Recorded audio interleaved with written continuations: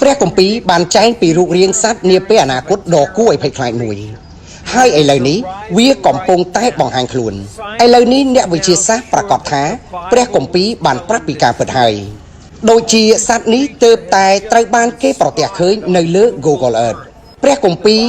បាននិយាយអំពីសត្វពស់សមុទ្រដ៏ធំមួយដែលមានឈ្មោះថា Leviathan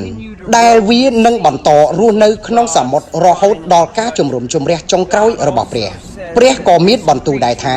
សត្វនេះមិនអាចកាត់ផ្តាច់បានទេមិនអាចយកអាវុធណាមួយទៅសម្លាប់វាបានឡើយអ្នកដែលបំផ្លាញវាបានគឺមានតែព្រះមួយអង្គប៉ុណ្ណោះថ្មីនេះអ្វីគ្រប់យ៉ាងបានคล้ายជារឿងដ៏គួរឲ្យភ្ញាក់ផ្អើលយ៉ាងខ្លាំងមនុស្សដែលប្រើ Google Earth បានចាប់ផ្ដើមកត់សម្គាល់រូបរាងស្រដៀងនឹងសត្វសមុទ្រដ៏ធំមួយដែលកំពុងត្រូវបានគេមើលឃើញថាកំពុងផ្លាស់ប្ដូរភាពមិនប្រក្រតីនៅក្រោមទឹកជាងមុនធំជាងមុនក៏ត្រូវបានគេរកឃើញដែរលើសពីនេះទៅទៀតសកម្មភាពចម្លែកក្នុងចំណោមសត្វសមុទ្រត្រូវបានគេរាយការណ៍មកថាត្រីបាឡែននិងផ្សោត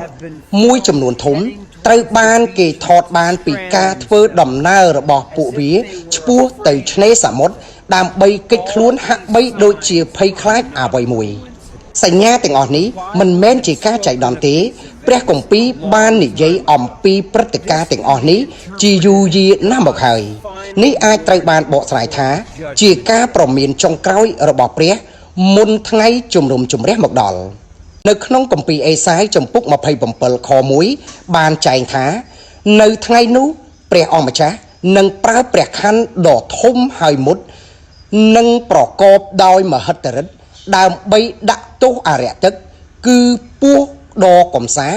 ហើយមានកលល្បិចព្រះអង្គនឹងសម្លាប់សត្វនាគដ៏ធំសម្បើមដែលស្ថិតនៅក្នុងសមុទ្រ